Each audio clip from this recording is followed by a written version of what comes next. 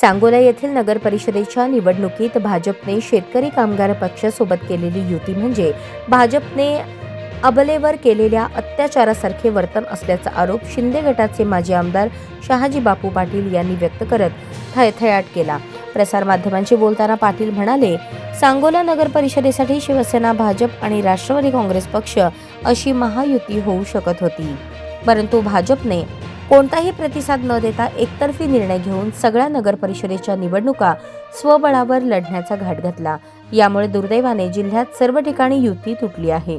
पर्यायाने महायुतीमधील इतर कार्यकर्त्यांना स्वतंत्रपणे निवडणुका लढवाव्या लागत आहेत।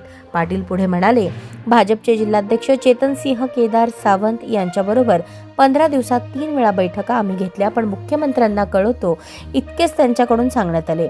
काँग्रेसमध्ये असताना देखील काँग्रेसकडून दिवंगत आमदार गणपतराव देशमुख यांना अशी मदत केली जात होती, हे आम्ही पाहिले आहे।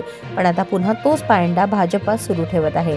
तरी देखील सांगोल्याचे नगराध्यक्ष पद आम्ही खेचून आणण्याचा प्रयत्न करू आणि भाजपला त्यांची जागा दाखवू, असे ते म्हणाले। भाजपने आज किडीस आणि किळसवाणे आणि एखाद्या अबलेवर अत्याचार केल्यासारखे वर्तन केल्याचे दाखवून दिले असल्याची टीका पाटील यांनी केली।